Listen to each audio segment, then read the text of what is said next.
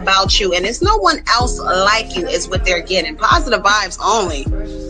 Shout out to King Saul's boss in the build about you, and it's no one else like you is what they're getting. Positive vibes only. For his marital issues. Shout out to King Saul's boss in the build. Systematically infiltrated their lives without anybody suspecting anything was wrong. But this night was different. Now that I use Monday service, AI makes solving tickets my form of meditation. I knew somebody was hurt. I saw the blood. I could see everybody crying. Everybody was frantic. I just wanted to know what was going on. Terry was out of town, leaving his wife and children alone in the house. Sells saw this as an opportunity for what he really wanted. His only goal that night was to find Kayleen Harris and assault her. Kayleen was sleeping in the bottom bunk with Crystal above her, totally unaware that Sells had crawled into the room. When she woke up, she felt the bed shaking and what sounded like a desperate struggle below. When she looked, Crystal saw Tommy holding a knife to Kayleen's throat. He turned on the bedroom light, revealing the blood already on her neck. He had a knife across her throat and his hand on her mouth, and he just cut her throat. The coroner would later document 16 wounds on Kayleen's body, 3 of them all the way through, and 2 deep across her throat. His savage attack had gone exactly as he planned. Crystal witnessed everything from the top bunk, frozen in terror as her friend lay dying below her. He still didn't notice I was in the room, and he was getting ready to leave. He opened the door, almost had the light off, looked one last time, and he saw me looking at him. Tommy turned his attention to her. She pleaded with him, promising to stay quiet and blaming any noise on Kayleen. But Tommy showed no mercy. He reached over and slashed Crystal's throat before switching off the light and leaving the room, having achieved his goal of killing both of them. He just reached over and cut my throat like this. And then I just remember laying there and the light turning off and I heard the door shut. Crystal's injuries were catastrophic. The knife had severed her trachea and grazed her carotid artery, just millimeters from killing her instantly. Yet, she refused to give in to her shock or despair. Pretending to be dead until she heard Tommy's car drive away, she summoned every ounce of strength she had left and crawled across the blood-soaked floor to check on Kayleen. I was crawling across the floor in the bedroom, and I came across Katie on the floor. She was kind of making a gasping noise, or maybe she was choking. Unable to speak due to her injuries, Crystal tried to comfort her friend by rubbing her back, but it quickly became clear that Kayleen was gone. I laid next to her, rubbing her back, and that's when I realized I couldn't talk, because all I wanted to say was everything's going to be okay, everything's going to be okay, but I couldn't. And then, as soon as she stopped making those noises, I had this feeling, get out of here, get up, come on, go. Realizing she needed help, Crystal made an unthinkably difficult decision. She would leave the house and find someone who could save her with what little time she had left. Bleeding profusely and barely able to breathe, she walked a quarter-mile through darkness to a neighbor's home. I have a little girl just rang my doorbell. A retiree, Herb Betts, answered her frantic knocking at around 3:30 a.m. and found Crystal covered in blood, clutching her neck with one hand while using the other to write messages on the door asking for help. Herb immediately called 911 as Crystal struggled to communicate what had happened at the Harris residence. She wrote that they needed help urgently and even asked if she would live, a question that really haunted Herb given the situation. Emergency responders rushed Crystal to a hospital in San Antonio where surgeons worked tirelessly to save her life. Her windpipe was severed, making speaking impossible. At best, survival seemed uncertain. But against all the odds, Crystal pulled through. Her recovery was grueling, both physically and emotionally. Yet she remained determined to bring Tommy Lynn Sells to justice for the murder of her best friend. From her hospital bed, she provided investigators with detailed descriptions that led to a composite sketch of her attacker. Within days, police identified Tommy from Crystal's account and arrested him at his home in Del Rio. Surprisingly, Tommy confessed to his crimes immediately upon being apprehended, telling officers he was glad he had been caught because he was tired of killing. But he was so unashamed of what he did that he offered to show them everything. He accompanied law enforcement back to the crime scene for a videotaped reenactment of his actions that night, exactly as they had happened. He described how he murdered Kayleen Harris and attempted to kill Crystal Surlis in graphic detail, confirming everything that investigators already knew from Crystal's testimony. They had their guy. 9 months later, Crystal had to face Tommy again, this time in court. She was the key witness for the prosecution during Real nurses, flawless results. That's the Laser Away difference.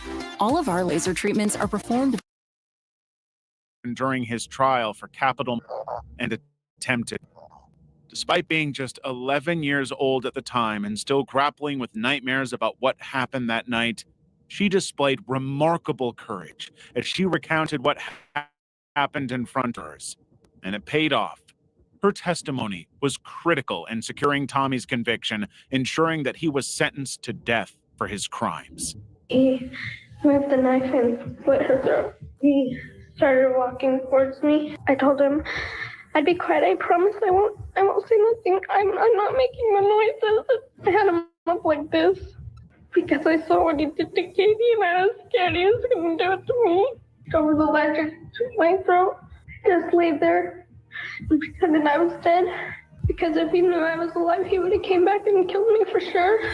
The aftermath of this ordeal left scars that extended far beyond physical injuries for Crystal Surlis and those close to her. The Harris family lost their daughter, Kayleen, an innocent 13-year-old whose life was stolen in an unthinkable act of senseless violence, and struggled with the guilt over having trusted Tommy enough to let him into their lives.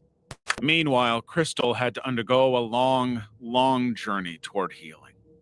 In later years, she started speaking publicly about her experience as part of a series of efforts aimed at raising awareness about trauma recovery and supporting victims of violence.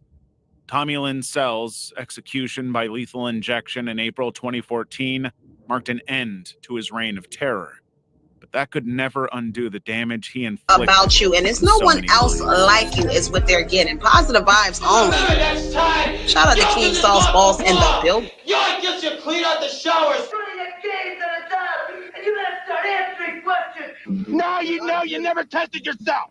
And I got a butcher knife, started stabbing myself in my stomach. At Elan, the first thing they learn is you're not going to get out of here.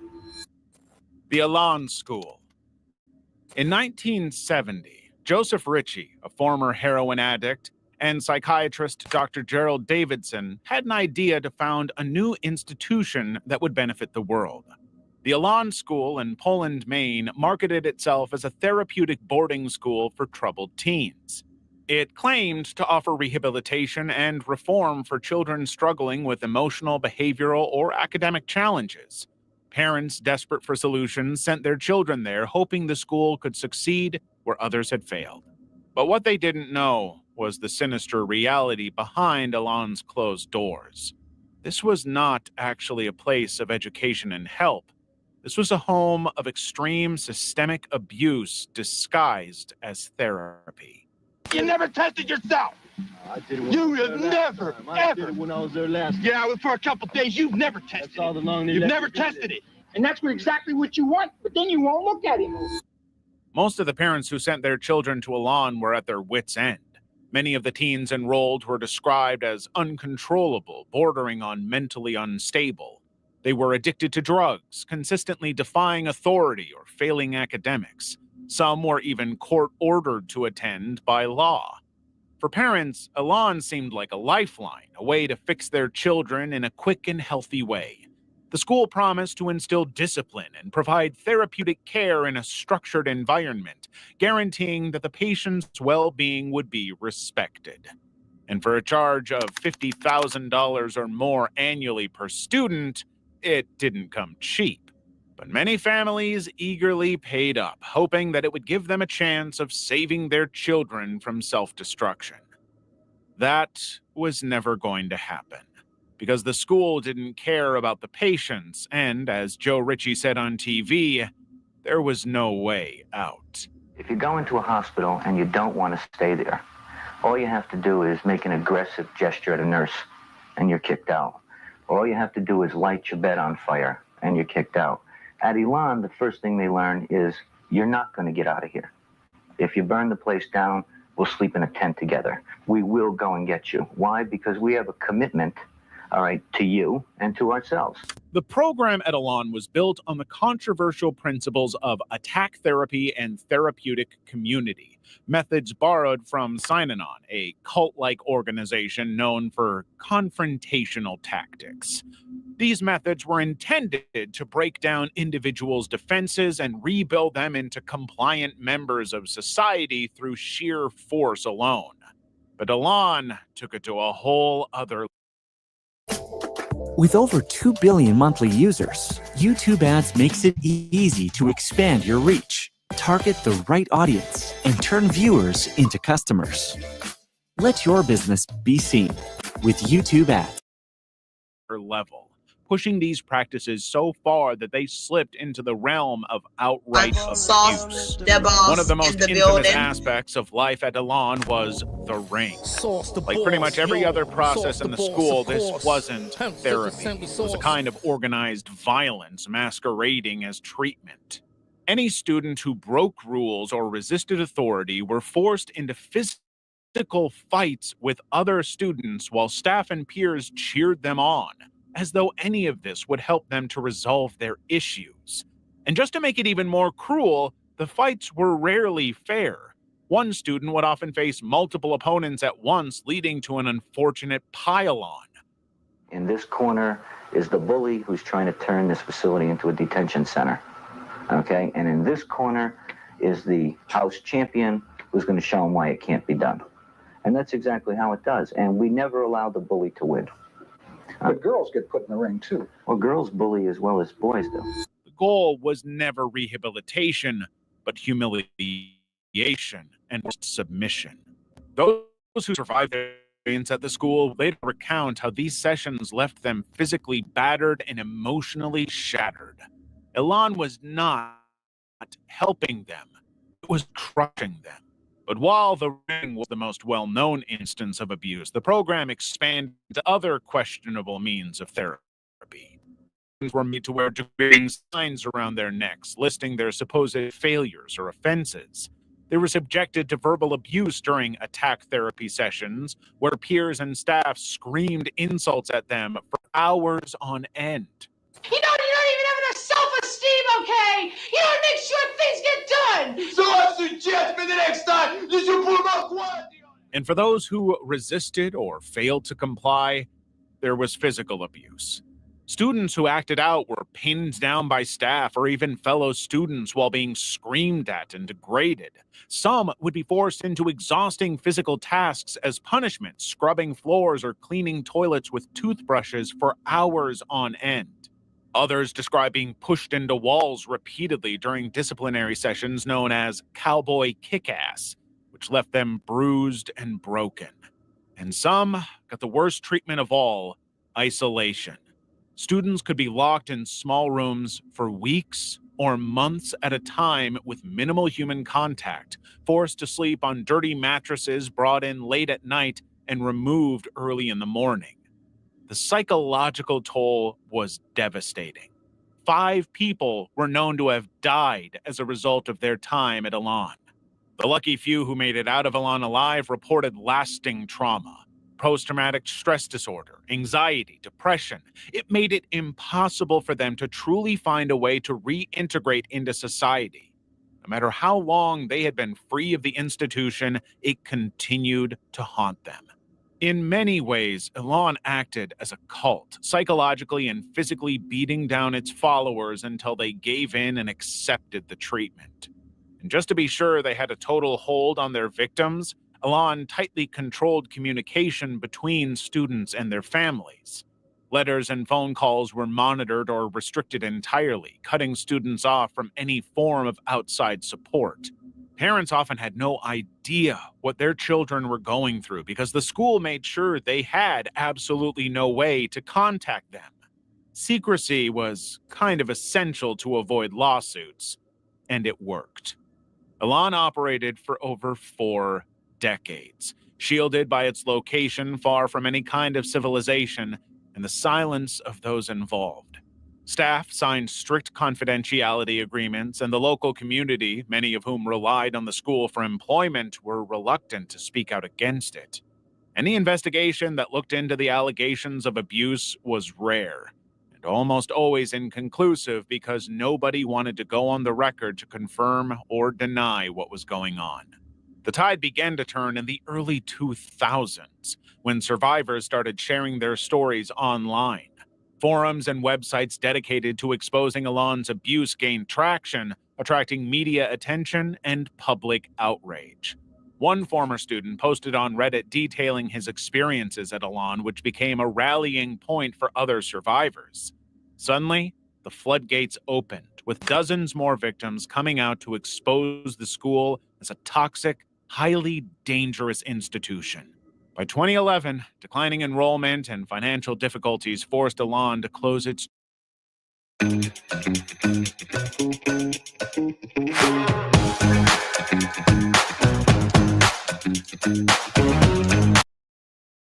doors permanently. Closure was celebrated by many survivors who had fought tirelessly to expose the school's dark secrets. But for others, it was bittersweet. The school closed, sure. There was no justice served for what they went through. There were some former students who credit the school with turning their lives around, but not many of them. More former students view it as a place of torment that left them scarred forever. No! Stop! Yes, I am. I'll pull her out. She didn't even see the hole up there. I got lucky on that part, I guess. Is this where Cheyenne is? Yes, that is where Cheyenne is. And how did she get there? Cheyenne Kirschner. Cheyenne Kirschner seemed like a typical 14-year-old, the kind of kid who might post videos on YouTube about her life, her hobbies, or her friends. Hi everybody, this is the new profile of Shy Silent Show. Well, it's not going to be silent no more, it's just going to be Shy Show. She had a bright smile and an energy that made her seem like she was just another happy kid navigating the difficult period of adolescence. In other words, she was very normal to her followers online. But behind the camera, her life was anything but normal. On October 2011, Cheyenne disappeared. Initially, the case was treated as a pretty typical runaway situation. A note was found in one of her family's cars claiming that she didn't want to be found and that no one was to blame. It seemed plausible enough at first. Cheyenne had struggled with bullying at school and had a difficult home life. At the end of that particular day, we had learned that Cheyenne had been the victim of bullying at school. We had learned that Cheyenne's home life was not the best. So we were at that point leaning towards and confident that we had a runaway 14-year-old that was hiding out somewhere with a friend in Dubuque. Teachers and classmates described her as someone who craved belonging but often faced rejection. She would have outbursts and struggled socially, making her a target for ridicule and mockery among her peers. Her home life wasn't much better. She lived with her mother, stepfather Terry Abbas, and two brothers in a chaotic household that social services had been called to investigate on more than one occasion. It made total sense that Cheyenne would run away to try and find something better. For years, this is what people assumed happened. Posters went up around town and police followed leads that suggested she might have been hiding out with friends or even older men she had met online, but none of these leads panned out. No matter where they went, they couldn't seem to find any leads. Meanwhile, Cheyenne's family maintained hope that she would return home someday. Her grandparents described her as bubbly and full of life, a girl who loved Halloween and would never miss calling them on special occasions. When those calls never came, their hope began to wane. Something was wrong. It just wasn't like Cheyenne to run away like this. For months before her disappearance, Cheyenne had confided in her friends, telling them about the troubling behavior she had seen and experienced from her stepfather, Terry Abbas. She told one teacher that she had come home from school to find him looking at porn on his computer and threatened to tell her mother about it. One time her stepdad, she called him Terry. And she was very upset because she got home from school and her mom was at work and he was on the computer. He was looking up porn and other girls and she threatened to tell her mom on him. It was just not a very functional, normal family life. But that was just the tip of the iceberg. Other friends later revealed that Cheyenne had disclosed instances of sexual abuse by Terry. But these claims were never formally investigated at the time. Because of their age, these young girls were considered to be unreliable witnesses, and any information they offered up was dismissed by the authorities. Terry Abbas himself was an extremely unsettling figure. Teachers and staff at Cheyenne School described him as giving off an uncomfortable vibe. Something about him just didn't sit right with people who interacted with him. But despite these red flags, there wasn't enough evidence to act on suspicions of abuse while Cheyenne was still alive. Of course, that was just an assumption. It wasn't until nearly 2 years after Cheyenne's disappearance that the case took a grim turn. The police had been interviewing Cheyenne's best friend, who Oh no! Help me! Please help me! Oh, no! Don't move.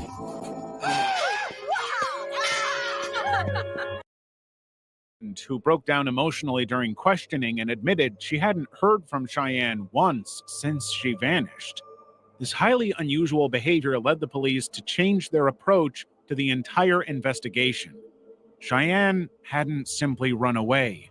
She was, most likely, dead. And that's when they started looking again at those allegations made by the young girls who were almost instantly dismissed. Given the consistent suspicions around Terry Abbas, he quickly became the prime suspect. The investigators delved deep into his history, uncovering deeply disturbing allegations of sexual abuse from his biological daughter, Cherie Chambers, years earlier. She was just 3 years old at the time. And even though those allegations were deemed founded by Child Protective Services at the time, there wasn't enough physical evidence to press charges against Terry back then. Cherie later revealed that she had actually met Cheyenne during supervised visitation periods with her father, and that Cheyenne had confided in her about being abused by Terry too. There was never a doubt in her mind that she was telling the truth, but Cherie couldn't do anything to help her. In 2013, investigators finally uncovered enough evidence to arrest Terry Abbas for Cheyenne's murder. He was charged with 2 counts of first-degree murder, along with additional charges of sexual abuse and concealing a homicidal death. He was sentenced to life in prison. That's when the real details came out, and the truth was horrifying. Some things don't make sense, according to what we talked about the other day. So I'd like you to tell us a little bit more about what happened that day. Things just don't add up. She didn't even see the hole up there. I got lucky on that part, I guess. Terry had strangled her to death and buried her body in a wooded area behind their home in East Dubuque, Illinois, where nobody would ever think to look for her, especially given that seemingly the entire world was convinced she had simply run away from home. The discovery of Cheyenne's remains confirmed what many had feared but couldn't prove for years. Even more disturbing was the realization that Terry had continued living his life as nothing had happened, all while Cheyenne's family and community searched for answers. When he was finally caught, the police realized his audacity. The whole time he had been abusing and tormenting Cheyenne, he refused to hide in the shadows. He appeared front and center in her YouTube videos. No! Stop! Yes, I am. About you, and it's no one else like you is what they're getting. Positive vibes only. Might have been no obvious Shout out to King Saul's boss in the building. building. Seemingly ordinary family navigating their lives. Exactly what Terry wanted them to think. Year-old Russian woman was arrested this week in St. Petersburg, suspected of killing and then dismembering a pensioner neighbor several days before. Police suspect Tamara Samsonova may have also killed a 32-year-old lodger in 2000. Granny Ripper. Tamara Samsonova is one of the most fascinating serial killers ever to come out of Russia. For years, she had lived a seemingly ordinary, totally uninteresting life. She graduated from Moscow State Linguistic University, moved to St. Petersburg, and worked for 16 years at the Intourist travel agency. Then, in 1971, she met Alexei Samsonova and married him the same year, settling into a modest apartment with him on Dimitrov Street. They lived together happily for 29 years until Alexei suddenly and inexplicably disappeared. Tamara immediately reported him missing to the police, but no trace of him would ever be found. It was as though he vanished into thin air. Following her husband's disappearance, Tamara began renting out a room in her apartment to tenants. She would welcome people into her home, greeting them with warmth and genuine interest. Then, in 2003, she began what would become her life's purpose: killing. After an argument left her feeling slighted, Tamara killed one of her tenants, Sergei Potanin. She dismembered his body in her bathroom and scattered the parts around St. Petersburg where no one would ever be able to find him or put him back together. The whole thing gave her such a thrill that she decided she would continue doing it, killing, dismembering, and disposing of body parts in various locations. For the next decade, her crimes escalated in their brutality and frequency. In March 2015,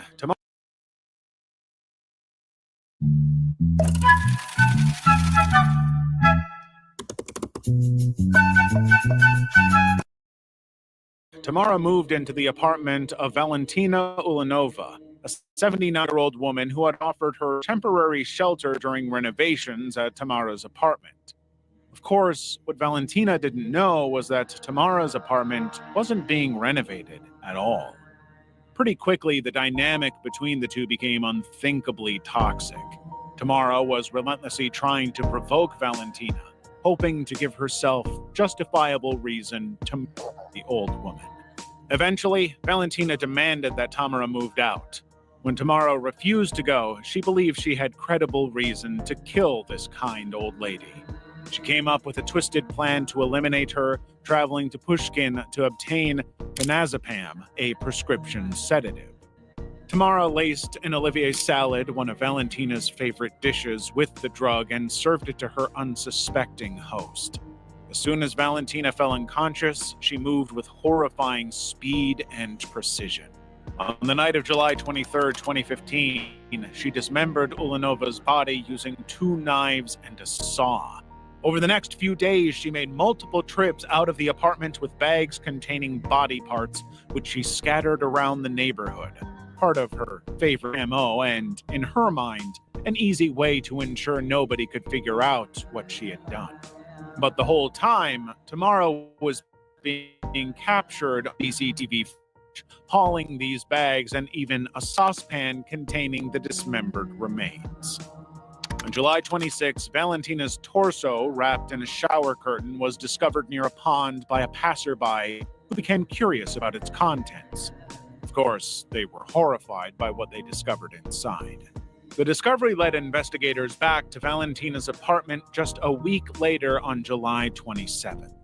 But when police knocked on the door, Tamara greeted them calmly and even appeared cooperative to their investigation. Her confidence was enough that the authorities didn't even really consider the possibility that she had done this.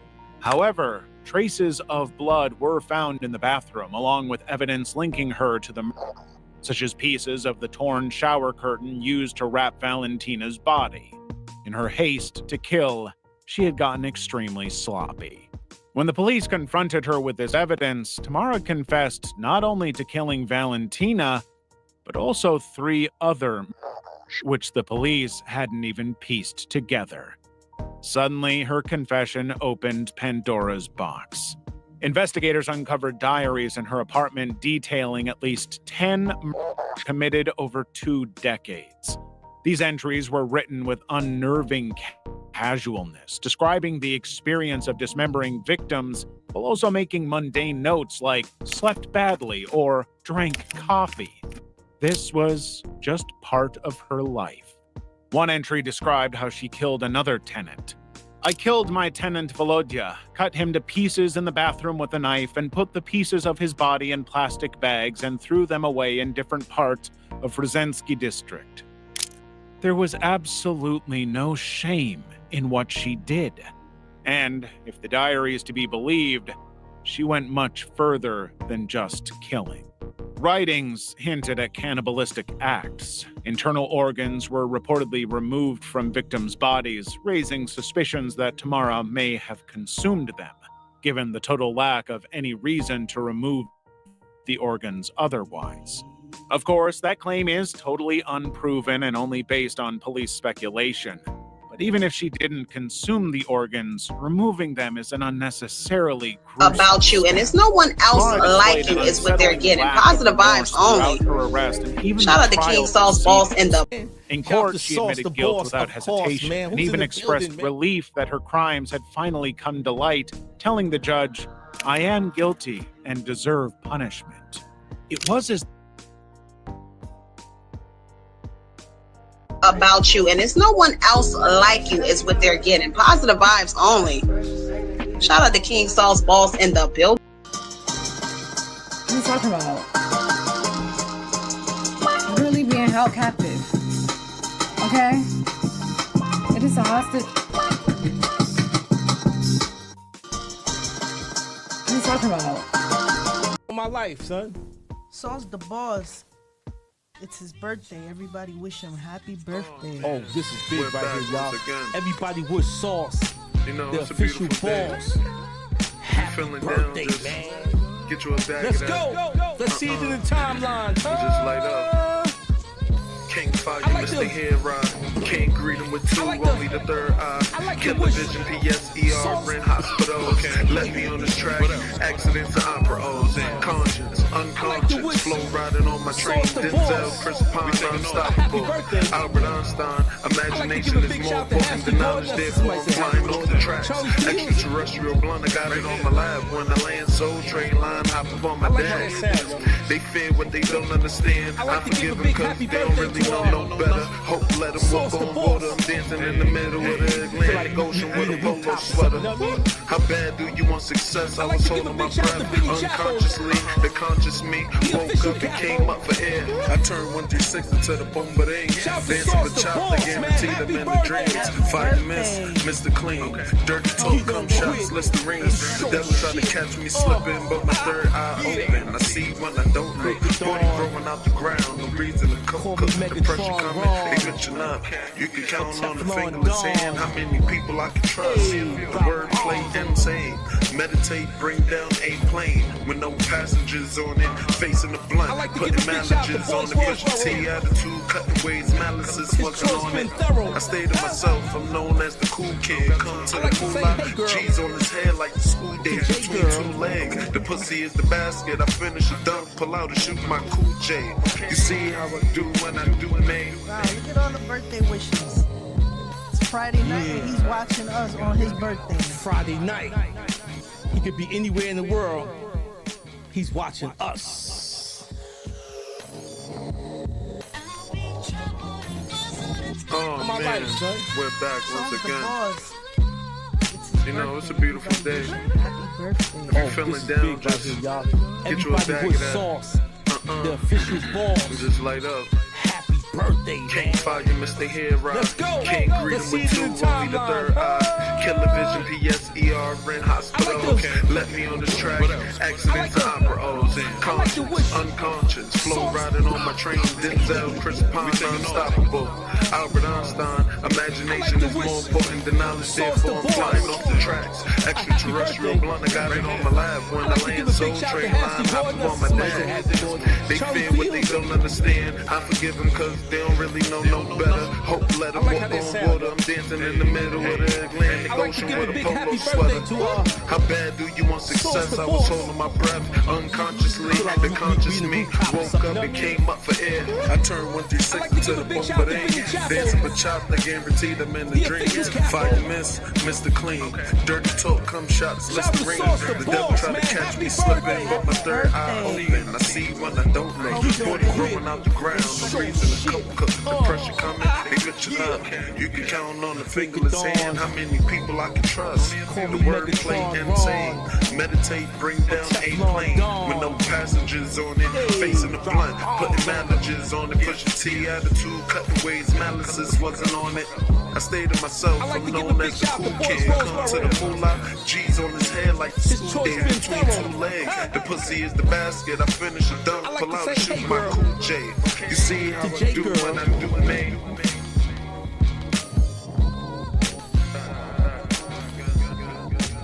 Wow, look at all the birthday wishes. It's Friday night and he's watching us on his birthday. Friday night. He could be anywhere in the world. He's watching us. Oh man, we're back once again. You know, it's a beautiful day. If you're feeling down, just get you a bag of that. Just light up. Oh, this is big right here. Can't fire Mr. Head Rock. Can't greet him with two, only the third eye. Killer Vision, PSER, Rent Hospital.